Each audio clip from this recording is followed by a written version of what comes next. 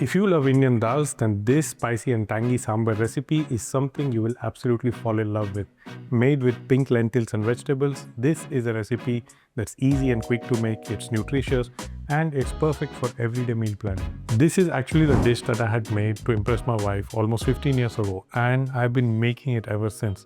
So if you're new to sambar, start here. This version works every single time. Now this is sambar, which is a South Indian lentil stew that is eaten as a meal. While sambal or sambol is a chili paste used as a condiment. They just sound similar. There are many different ways to make this lentil stew sambar, and what matters are the basic steps, the type of lentils that suit you and your digestion, and the vegetables you like. We will not be cooking sambar the traditional way where vegetables and lentils are cooked separately and then they are mixed together. This will be quick and dirty but delicious and fulfilling. To make this, our main ingredient is of course split pink lentils. We call it Masoor dal in India. Pink lentils are also sold in other parts of the world as red lentils, and you get them in three forms. One is whole with brown skin and it's very dense in fiber. It has a creamy texture when cooked, and while it will work in this recipe, we'll not be using that today. What works best here in this recipe are the ones without the skin. They can be whole or split. Traditional recipes of sambar though, they call for tur dal or pigeon peas. Tur dal has a more nutty flavor, but it takes longer to cook and not everyone can digest it very well. You can also mix masoor dal and tur dal to make sambar. These are the only lentils traditionally used for sambar. Other lentils may give you the stew, but not sambar. Alright, let's get started with the preparation. Start with washing the lentils thoroughly, at least 2 to 3 times, and discard the water each time. All legumes, they contain saponins that are concentrated on the outer surface. They give you this bitter taste after the cooking is done, and the lentils also foam during cooking. In many people, this can also lead to gut irritation or bloating. And each rinse washes away more of these compounds. Once they are clean, soak them in fresh water for about 30 minutes. Soaking also softens the lentils, it shortens the cooking time, and it also helps them cook evenly instead of being mushy outside and still firm inside. I know it's very detailed, but if you're finding these health tips helpful, hit that subscribe button. On this channel, we show you how to fuel your body without spending all day in the kitchen. While the lentils soak, we will prepare other ingredients that will go into this sambar. I'm going to add the most common spring and summer vegetables to this: carrots, green beans, and brinjals. Wash and peel the carrots, cut off the ends, and then dice them into large chunks like this. Now take a few green beans, cut the beans into large pieces. If you cut them too small, they will dissolve in the stew completely, which may be a great way to feed the elderly or those who have issues with swallowing food. But it will make your sambar look not so great. Brinjals are in season, but if you have these large aubergines, they will also do. When you cut the brinjal, check for any worms. These vegetables are quite prone to insect attacks. Also, if there are too many seeds, then throw away that brinjal. We'll cut these into large pieces like this. And the good news for those who hate cooked vegetables, you can also make sambar without any veggies. We call it plain sambar. Now chop a small onion coarsely. Ideally, you should be adding shallots, but onions are more conveniently available. Shallots are sweeter and milder than the onions, so they add great depth without overpowering the sambar, which is why that is preferred. And of course, what's spicy if there's no chili in it? One fresh green chili is good enough for me. Once cooked, the chili wilts and starts to look more like a green bean. So try to fish it out before serving so that no one gets a spicy surprise on their dinner table. Peel and set aside around 4 to 5 cloves of garlic for some extra punch of spiciness and pungency. Sambar also almost always has tomatoes in it. So take around 2 medium-sized tomatoes and chop them coarsely, not too big and not too small. Tomatoes that will work the best here are the tangy and juicy ones. They should also be very ripe. Outside of India, the varieties that will work best are Campari or Aroma tomatoes. To get the tanginess in sambar, we will also soak a small piece of this Indian tamarind, roughly what fits between your fingers. Soak it in just enough water to cover it completely. Thai tamarind paste may also work, but it's sweeter and it can change both the color and flavor of the sambar. Now all the preparations are done. So after around 20 to 30 minutes, drain the soaking water from the lentils and then give the lentils 1 or 2 rinses. These are ready now to be cooked. Now when it comes to the cooking part, you can use an open pot, a traditional pressure cooker which threatens to blow up each time you use it, or an electric pressure cooker to get the cooking done. It depends on how much time you wish to spend in the kitchen. Add the soaked lentils to the pressure cooker pot. Now we will add the vegetables one by one. I have chosen carrots, beans, brinjal here, but you can also add vegetables like cut okras, sweet potatoes, moringa sticks, or different types of pumpkins or gourds. And each time the sambar you will get will be tasting different depending on the vegetables you have added. But do not overdo it. Lentil is still the main ingredient here. If there are too many veggies, the sambar will just look overcrowded, it will not look good, and it will be quite unpleasant to eat. If you choose to add drumsticks or moringa pods, then it's always better to cook them separately and then add it to the cooked lentil or sambar and simmer for some time. Otherwise, it will disintegrate and ruin the texture of the stew. So we have added all the veggies and lentils.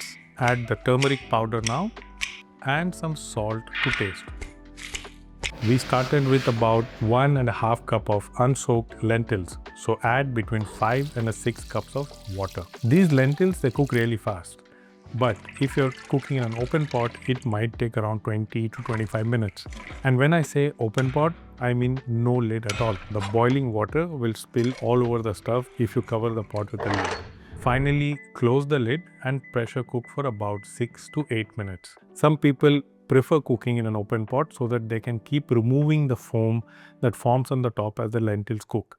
This gives a better tasting lentil and it also digests better. Once the cooking is done, you can choose to release the steam or leave it until the pressure normalizes by itself. If your cooker has a keep warm function, remember that you cancel it so that when the cooking is done, the electric pressure cooker actually turns off. Otherwise, it will keep cooking the lentil over time and it will make it very thick. Since these lentils cook really fast, I'm going to release the steam as soon as the cooking is done. So place a cloth near the pressure valve and vent out the steam. You can see how nicely the lentils and the vegetables are cooked together.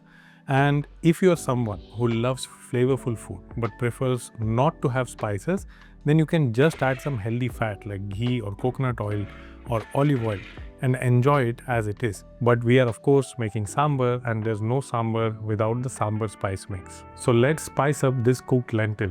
Take a pan and add around a tablespoon of oil or ghee. Even coconut oil here is an excellent choice. When the oil is warm, add around 1 teaspoon of mustard seeds. The seeds will begin to crackle and that's when you can add a handful of curry leaves, fresh or dry, whatever is available with you. But when you do this, keep the flame on low. You barely have to bloom the curry leaf for around 10 to 15 seconds and then add the cooked lentils to the pan. There are many other spices you can add. Spices like dried red chili, hing or asafoetida, or even urad dal can be added to this tempering, but you will keep it simple. Once again, keep the flame low and this will prevent the lentils from splashing out of the pan. Now we will add the tanginess with the tamarind juice. So take the cup of tamarind that we had soaked in water and squeeze the tamarind gently. The pulp is something that we need to separate out and add just the tamarind juice to the lentils. If you like the soup to be tangier, then squeeze the tamarind once again with some more water, a second run, and add it to the sambar.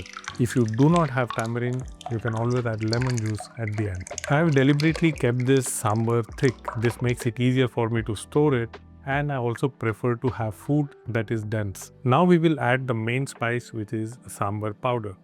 Whatever sambar powder you have, add a little at first if you're not familiar with it. I know this sambar powder very well. It's not very spicy, so I'm going to add about 1 tablespoon of it. But if you add this to the hot lentils directly, it will start to form lumps. So scoop out some cooked lentil and mix the sambar powder in it. Mix it nicely and then add it back to the pan. For beginners, you can just purchase any sambar powder from the store. Most brands are good, but what they differ is in the level of hotness. Some use more chili and some use less. Once you start loving this sambar recipe and you want to make your own sambar spice mix, then you can learn it along with other Middle Eastern spice blends, also some Japanese spice blends on my online cooking school. You will find the link to it in the description below. If you have sensitivity to lentils, you feel bloated after it, then you can add around half a teaspoon of hing to the sambar while it is simmering. Sambar powder recipes usually will have asafoetida, but it will be too little in quantity to make any difference. Simmer it, and just when you see that it's coming to a boil, turn off the heat. Cover it and let it rest for the flavors to even out and blend. Garnish optionally with fresh coriander leaves. They also help with better digestion. Masoor dal or these pink lentils are one of my favorite lentils. It's a good source of amino acids, potassium, iron, fiber, and vitamin B1. Vegetarian diets in India don't rely on a single food though. They combine lentils with grains like rice or millets and often dairy to naturally balance the amino acids and to make it a complete set. So while the sambar cooks, you can also cook your grains and enjoy your sambar with some steamy hot rice or idlis, which are nothing but steamed buns made from fermented rice and lentils. Idlis are a traditional South Indian delicacy, and if you want me to show you how I make this, let me know in the comments. This recipe is a meal prepper's dream. You can easily double the batch. It stays fresh in the refrigerator for around 2 days, and you can freeze it in portions for several weeks. One important tip for reheating though is that when you take it out, the sambar might look extremely thick. So resist the urge to dump in a lot of water right away. As the sambar heats up, the lentils will naturally loosen back into the stew, and you need to add only a tiny splash of water if you really need to. This will keep that rich, concentrated flavor intact. Remember to give this video a like, and don't forget to check the links below for the tools and my Mastery of Spice course. And I will see you soon in the next video.